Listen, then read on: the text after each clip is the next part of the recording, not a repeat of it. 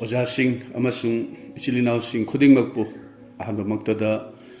अहंगना अखोगी कनबीब मपु प्रभु जीशु ख्रिस्टगी मिंगदा खुरुमजरी ईश्वर की वही पाथोकजगे तामिनसी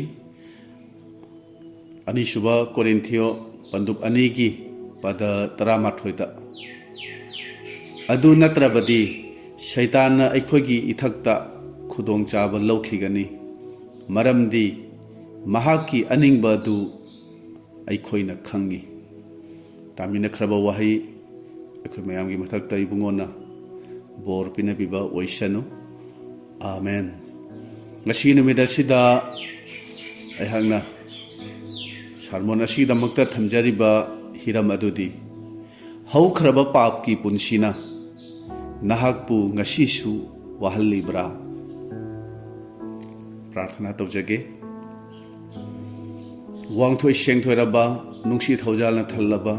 sadgada laiba ipa isor prabhu ngasi gi numit asida aihangna हाइदोक जगदबा वहाइसिंग मरु ओइना शैतानना थाजबा अखोगी पुनसिदा अखोगी थमोइदा थबक तौरक्तुना पुकनिंगदा अखोगी पुकनिंगदा मरुबी थंबगी सेंगदबा अपाइबगी वखल लाक्तुना पापता हन्न हन्न तहल्लिबा असिगुंबा शैतानगी अफा अपुन असिदगी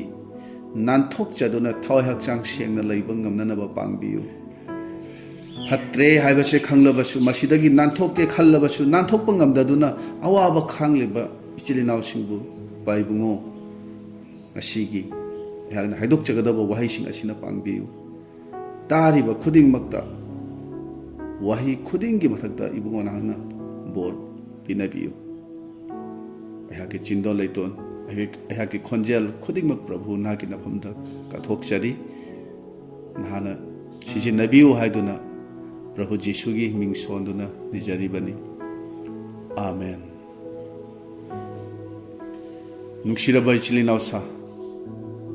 पोलना सेमगतचबा सिंगलुपसिंगी मनुंगदा ख्वाइदगी हेन्ना पाप तौबा सिंगलुप अमा हायरगदी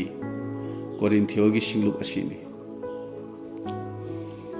हायरिबा सिंगलुपसिगी फत्तबा अमोटपा थबक मयाम अमा लै मदुसिंगी मनुंगदा अमा हायरगदी मरुंबी थंबा अमसुं लानबगी थबक असिनी अदुना मखोइसिदा पोलना हायरि नखोइना शैतानगी प्लान असे नखोइ खंगबा ताइ ngasiगी नुमित असिदा आइना हायजनिंगबदी अखोइगी इरक्ता कनागुंबा इचिलिनावसिंगना हौखिबा पुनसिदा पाप तौखिबा लैरबदी खुदमोइना करिगुंबा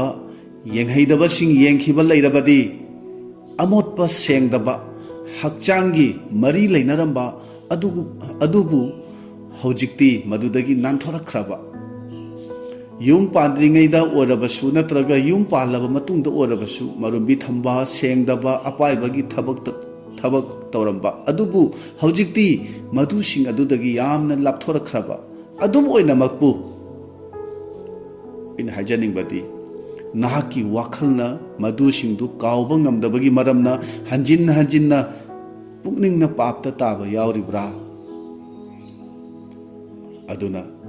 hakchangna thabak oina amuk hanna pap tawdrabasu haukhiba punsigi papki thaudoksing ado karigumba matamdadi prarthana tawba matamda ningsinglai natraga tuminna isagi kaada leiba matamda ningsinglai करिगुंबा मतमददी तुम्बदा मंगदा अमुक पुमनमक तौदुना अमुक पुमनमक नहोनना उहंदुना अखोइदा निंगसिंगहल्ले अखोइना खंगिनबा याबदी शैतानना अखोइगी फ्यूचर असे खंगबा नत्ते अदुबु अखोइगी हौखिबा पुनसिदी यामना सेंगना महंगना खंगी अखोइना करी करी तौखि हाइबदो महंगना फजना खंगबनी मरमसिना शैतान हौखिबा पुनसिदा थोखिबा पापकी थबकसिंग अदो निंगसिंग हंदुना मदुसिंग अदुबु सिजिननारे हारगा अखोइगी प्रेजेंट लाइफ हौजिक हिंगलिबा अखोइगी पुनसि असिबु लैखा ताहन्ननबा अमुक हन्ना पापता ताहन्ननबा शैतानना यामना कन्ना सिनबनि हाइबसे मसे अखोइ खंगमिनसि अखोइना खंगबा याबदी मरुबी थंबा अमसुंग सेंगदबा थबक असे हक्चांगी दमकता खोइथुमनरबा यामना फजबा यामना पामजबा हक्चांगबु यामना कलकहनबा पेनबा नाइदबा थबक अमनि हाइबसे मछि अखोय सेंगना खंगबा फै अदुना अखोयना हाना तौखिबा हाना येंखिबा पापकी थबकसिंग अदो अखोयना पामद्रबसु मदुदगी लापथोकलगे खल्लबसु पुकनिंगदा अखोयगी वाखलदा असुम हन्ना हन्ना लाई करिगुंबदा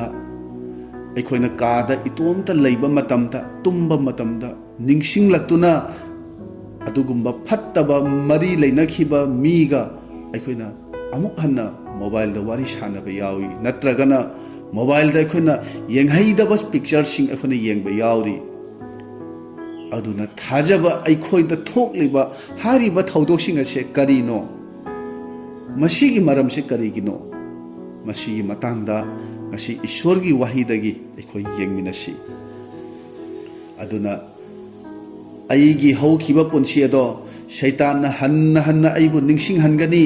मदुगी पापसिंगदो अईना अमुक हन्ना तौनबगी दमकता शैतान पुकनिंगदा इथिल पिरक्कनी शैतान अखोय पुकनिंगदा थबक तौरक्कनी अदुना शैतान की खोंजेल ओइना पुकनिंगदा लाकनी ngasi taga yengo ngasi na aroi bo oina amuk taga yu se hidak ase thaklo amuk tanga ngasi thabak se tawro aduga hayeng dagi di amuk hanna tawranu hayeng dagi di nangna amuk hanna pap ki thabak ase tawdana ba fasting tawba hawro bible kanna paduna prarthana tawro haina thamoi da shaitana sena khalhan gani aina hajaning badi ngasi nahakna control tawba ngamdabado hayeng di karamna nahakna control tawba ngamgani masi oithoktabani aduna masiga mari leinaba nupa amagi wari bible dagi yengsi mahakna matam kharagi manungda kayarak hanna hanna laikha takhiba adubu prabhuna mahakpu karamna loinakhi madu aikhona yengsi masigi wari sina aikhoida adugumba asigumba paptagi अखोई कंजब ngमननब मतें खरदी ओइगनी हाइना इन थाजब थमलिबनी Bible दा अखोइना खंगी मदुदी जिसुना अहानब ओइना कौथोकीब सेबोक अदो पीटरनी Nongma पीटरना अहिंग चुप्पा nga फानब कन्न होनबदा nga अमा फाव फाखिदे अहिंग चुप्पा होनरबसु करीमता कानद्रबदा नोंग ngalakpada जिसुना समुद्र मपान सर्ग लेबाकी वापाव संदोकदो मांगना उखी बाइबल की मफम अमददी जिसुना मागी ही अदुबु लौरे हारगा मागी ही अदुदा लेपलगा वापाव संदोगी हाइना हाइरी मरुओइना अइना हाजनिंगबदी पीटरना मागी हांगलबा ही अदो प्रभुदा सिनबा मतमदा प्रभुना मागी ही दो थन्ना पिक थन्ना हाइबदी पीटरना अहिंग चुपा फागी होनबदा ngमखिदबा ngana mahaki hi ado thalhankhibani khangminaba yabadi aigi hanglaba thamoi aigi hanglaba punsi aigi mamal laitraba aigi thawai hakchang ase jisu da kathokjaba matamda prabhuna adugma mi adubu thalhanbibani mahangna thaujan bibani aidi karisu haitaba khangdaba solaba nanaini प्रभु आइबु पांगबिउ हाइना पुंसी असे ईश्वरदा ईश्वर की खुया खादा कथोकजबा मी अदुबु ईश्वरना थांगतपिबनी ईश्वरना अदुगुंबा मी अदुबु पामबनी अदुबु मसाना अखंगबा अहिबा असिंगबा साजबा मी अदुदी ईश्वरना पांगबिदे मखोइदुना तौजबा प्रार्थना अदुसु daily routine अमगुमना तौजबनी पुमनमक खंगबा सारगा ईश्वरदा हाइजबगी मवोंगदा मखोइना तौबनी अदुना ईश्वरना अथनबा मीबु नत्ते अहांगबा करिसु लैजद्रबा मीबु थलहनबिबनी हाइबसे मसे अखोइ खंगमिनसी असिननी काना हारिबा मफम अदुदा लुहोंगबा मफम अदुदा अहांगबा चफुसिंग अदुबु जीसु ख्रिस्टना थलहनखिबनी माइचौ एलिसानासु लुखराबि नुपीदुगी हांगलबा चफुसिंग अदुदा थाव हाइदुना थलहनखिबनी नुंसिरबा मरुपसिंग पीटरना ngana magi hi adu thanna phangjare adubu mahangna pumnamak thadoklamduna jisugi matung induna miyoi mapoki khwaidagi afaba thabak ado mahangna taukhibani mahangna prabhugi matung inna mausi amasung elijah bu mamit mangna ukhi जीशु ख्रिस्टना सिंगुप लिंखटकनी हाइबदो Peter की मथक्तनी इसिंग मथक्ता चखिबा सेवक अदो Peter नि जीशुना महाक लोइनना माकी युमदा चत्तुना खंदुना येंबियु महाक मकी युमदा चत्तुना मनेबोपु अनाबा फनखिबनी जीशुदा नहाक्ति अहिंगबा ईश्वर की मचानी हाइना अहानबा ओइना हाइखिबदो पीटर नि नोंगमदी जीशुना मागी सीबा अमसुंग हिंगतपगी मतंगदा हाइबदा पीटर नदी अईदी इबुंगोगा कैसुम संगदा सीबा फावबसु लोइनगनी हाइन हाइखि अदुबु जीशुनदी नंगना इबु खंगी हाइबा यादबा अहुमलक सुद्रिबा फावबा ngasi yel labana khongloi haina haiki aduna jishu pharaba matamdadi peter na masabu kanjanaba chenduna hingnaba lotkhibani mikup kharagi manungda mi singna mangonda hangba matamda aina mabu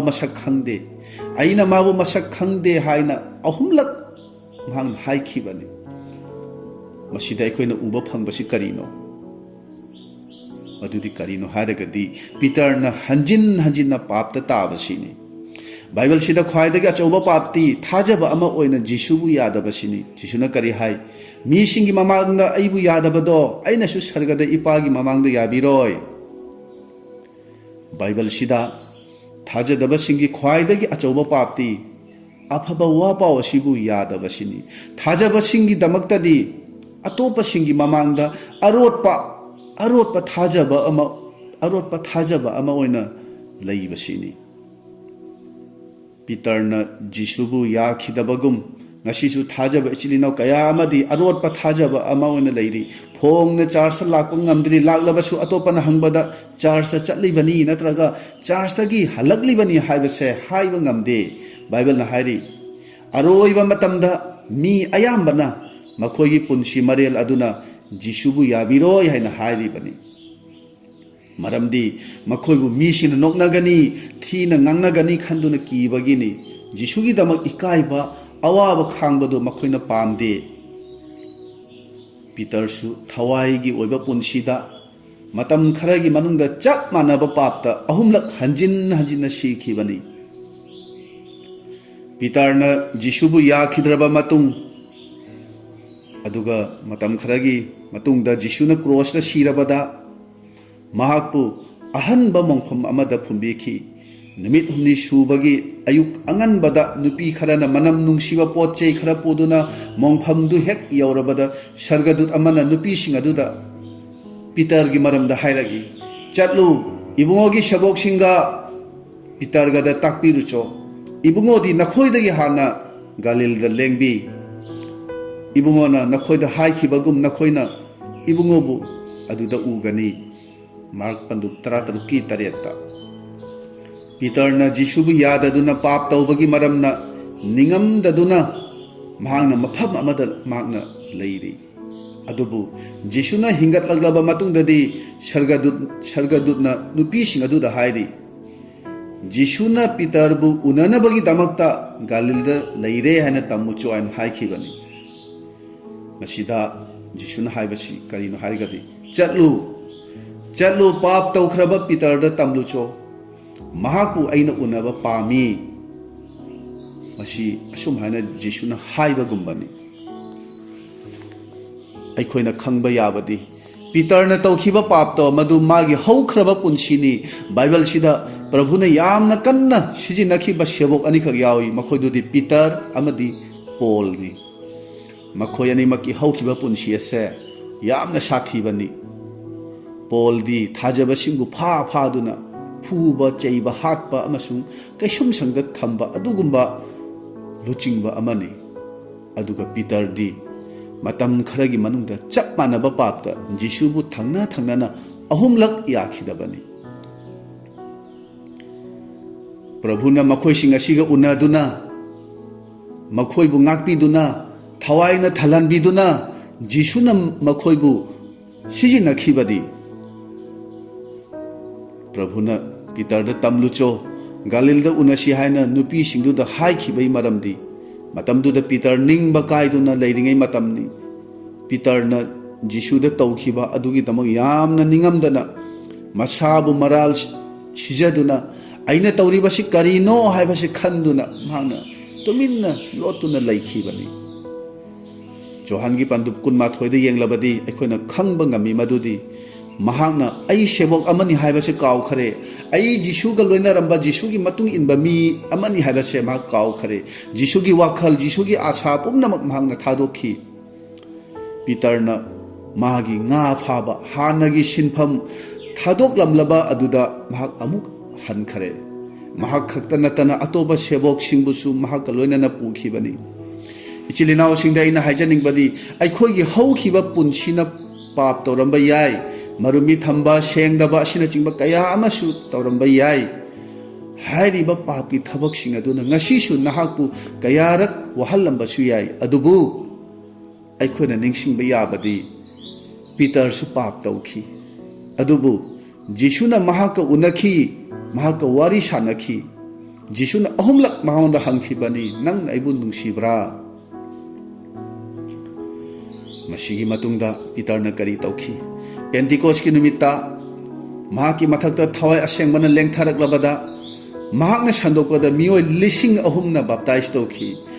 महाकी ममीबु ताखिबा असोल अना कयाना मखोगी अनाबदु फदुना कनखपचखिबनी असिबबु महाना हिंगतहनखिबनी अइना हाइजनिंगबदी नहाकी पुनसिदा थोखिबसिंगदो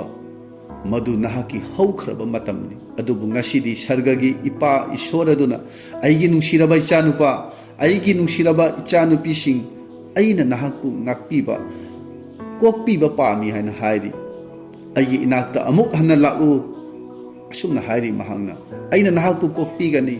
अइना नहाकु सेंगदोकपिगनी आइगी थवाइना नहाकु थलहनबिगनी अइना नहाकु सिजिनगनी अदुना नहासिंगदसु अइना हाइजनिंगबदी वाखल पुनिंग हंथरोइसि अइदी मतिक चादबनी अइदी पापना थन्ना पुनसिनी अइदी थवाइगी पुनसिदा चौखटपा हाइबदु लैररोय अइगी हाइजबसु ताबिररोय हाइना खनबिगनु ईश्वरना नहासिंगबु यामना नुंसि नहासिंगबु यामना कन्ना महाकना सिजिनबा पामबनी महाकना नंग अइगी इफमदा तौरिबा प्लान असे महाकी थौरांग असे यामना चावी अखोई पाप अमगी मरमना मागी प्लान मागी थौरांग अदो हेक्ता ओंथोकलो हाइबसे अखोई खंगमिनसी अखोइना खंगी जाकोबती नमथाक लौनम तौबनी अदुबु ईश्वरना जाकोब को उनबा मतमदा जाकोबता करी हाय अइगी वासक्तु मपुंग फाद्रिबा फावबा अइना नंगु थादोकलोय हाइना हाइखिबनी ngasi जिसुगी मिंगदा अइनासु हाइजनिंगी मदुदी प्रभु जिसुनासु माकी अनिंग मदु मपुंग फाद्रिबा फावबा महांगना नाहकपु थादोकलोय जिसुना पीटरगा उनरबा मतुंगदा पुमनमक ओंथोखिबनी इचिलिनाउसा अइना तौखिबा पाप की मरमना अइगी सोनबगी मरमना वाखल पुंगनिंग हंथबिगनु हौजिकी मतम असे फमदुना मतम मांगहंदुना लैगदोबा नत्ते इसाबु इराल सिजदुना तुमिन्ना लोटुना लैगदोबा मतम नत्रे इखोई अमुक हन्ना बाइबल पादुना खुरु खुदा कुंदुना फास्टिंग तौदुना युमदा फेलोशिप तौदुना लैगदोबनी ईश्वरना नाहकु थांगतपिगनी नाहकु ईश्वरना अमुक हन्ना सिजिनगनी अदुगा हौखिबा पुनसिगी पापकी मरमना करिगुंबा हौजिक अवाबा मायोकनबा अखोगी इरक्ता याबिरबदी मदुदगी नानथोकननबा मखोईदमक वाफम अनिखक थमजनिंगी मदुदी अहानबदा फास्टिंग तौबियु नमलबदी नोंमगी मतुंगदा तौबियु अदुगा फास्टिंग की मतम मदुदा ईश्वरदा असुमना हाइजसी प्रभु अइगी नुंगदा लैरिबा शैतान की अफा अपुन मयाम असे शैतान फत्रब मपू अमगुमना अइ पुकनिंगदा लैरिबसे मरुंबी थंबा सेंगदबा लानबगी थबकसिंग पुकनिंगदा तोयना फावहल्लिबसे जीसु ख्रिस्ट की इना सेंगदोकपियु जीसु की इना चामथोकपियु मसी मांगहनबियु हाइना ईश्वर अइखो हाइजसी अदुगा अनि सुबददी गलातिया पंदुप अनि की कुंदा मदो अइखो निंगसिंगसी अइबु ख्रिस्टगा लोइनाना क्रॉसता सिमिन्ना हनबिरे अमसुंग हौजिक हिंजरिबा अइना नत्ते अदुबु अइगी नुंगदा ख्रिस्टना हिंगबिबनी ꯑꯩꯒꯤ ꯍꯛꯆꯥꯡꯅ ꯑꯩꯕꯨ ꯋꯥꯍꯟꯕ ꯃꯇꯝꯗ ꯅꯣꯡꯃ ꯀꯥꯜꯂꯒ ꯅꯣꯡꯃ ꯑꯁꯨꯝ ꯐꯥꯁꯇꯤꯡ ꯇꯧꯕꯁꯤꯅ ꯑꯩꯈꯣꯏꯒꯤ ꯅꯨꯡꯒꯤ ꯑꯣꯏꯕ ꯕꯣꯟꯗꯦꯖ ꯄꯨꯝꯅꯃꯛ, ꯄꯨꯛꯅꯤꯡꯒꯤ ꯑꯣꯏꯕ ꯑꯐ ꯑꯄꯨꯟ ꯄꯨꯝꯅꯃꯛ ꯃꯥꯡꯈꯤꯒꯅꯤ꯫ ꯑꯗꯨꯒ ꯄꯨꯛꯅꯤꯡꯗ ꯐꯠꯇꯕ ꯋꯥꯈꯜ ꯃꯌꯥꯝ ꯑꯃ ꯑꯃꯨꯛ ꯀꯔꯤꯒꯨꯝꯕ ꯂꯥꯛꯂꯕꯗꯤ ꯁꯩꯇꯥꯟꯗ ꯍꯥꯏꯁꯤ, ꯍꯦ ꯁꯩꯇꯥꯟ, ꯂꯥꯞꯅ ꯆꯦꯟꯈ꯭ꯔꯣ, ꯂꯥꯞꯅ ꯆꯠꯈ꯭ꯔꯣ, ꯑꯩꯗꯤ ꯈ꯭ꯔꯤꯁꯇꯒ ꯂꯣꯏꯅꯅ ꯀ꯭ꯔꯣꯁꯇ ꯁꯤꯃꯤꯟꯅꯍꯟꯕꯤꯔꯦ, ꯍꯧꯖꯤꯛ ꯍꯤꯡꯖꯔꯤꯕꯁꯦ ꯑꯩꯅ ꯅꯠꯇꯦ, ꯑꯩꯒꯤ ꯅꯨꯡꯗ, ꯑꯩꯒꯤ ꯊꯃꯣꯏꯗ ꯈ꯭ꯔꯤꯁꯇꯅ ꯍꯤꯡꯕꯤꯕꯅꯤ꯫ ꯃꯁꯤꯗ ꯑꯩꯅ ꯍꯥꯏꯖꯅꯤꯡꯕꯗꯤ ꯑꯩꯒꯤ ꯄꯨꯟꯁꯤꯅ ꯍꯥꯟꯅ ꯇꯧꯈꯤꯕ